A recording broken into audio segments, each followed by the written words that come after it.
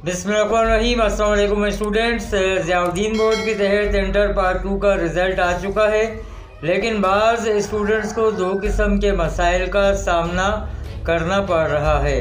उसमें से एक मसला है रिज़ल्ट नॉट फाउंड का, और दूसरा मसला जो आपको दरपेश आ रहा है वो है रिज़ल्ट विद हेल्ड का।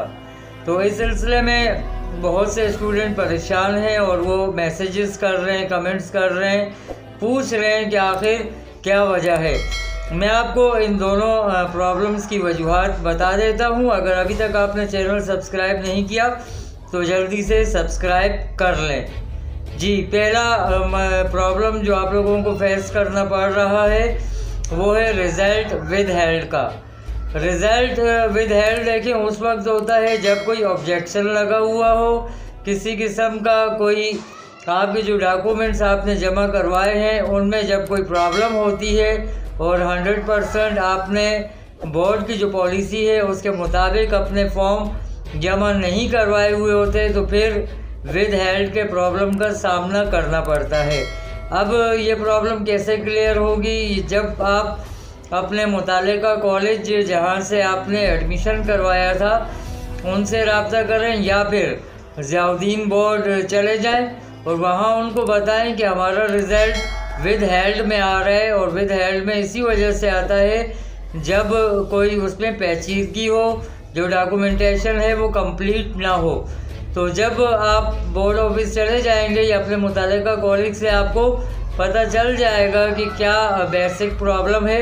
तो जैसे ही आप वो रीज़न ख़त्म करेंगे आपका रिज़ल्ट विद हेल्ड से निकल जाएगा और रिज़ल्ट शो हो जाएगा। अब दूसरा मसला जो आप लोगों को दरपेश है वो है result not found. Result not found की दो वजूहात हैं।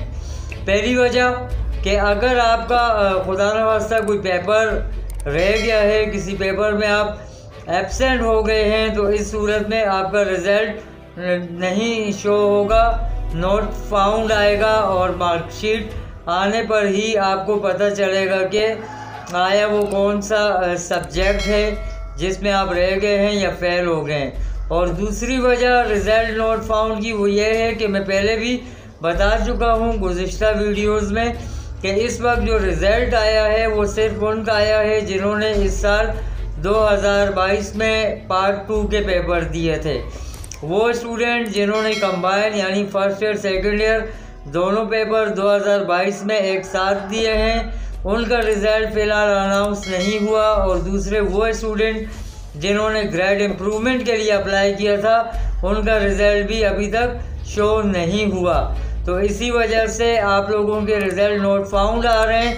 ये मैंने बता दिया, या तो आप किसी पेपर में फ़ेल हैं या फिर आपने अगर कंबाइन या ग्रेड इम्प्रूवमेंट के एग्ज़ाम दिया था तो फिर आप वेट करें, क्योंकि मेरी जो लास्ट टाइम एग्जीक्यूटिव डायरेक्टर साहब से बात हुई थी लास्ट वीक में, वो यही हुई थी कि रिज़ल्ट अनाउंस होने के 15 दिन बाद, 15 से 20 दिन बाद रिज़ल्ट अनाउंस होगा कंबाइन का और ग्रेड इम्प्रूवमेंट वालों का।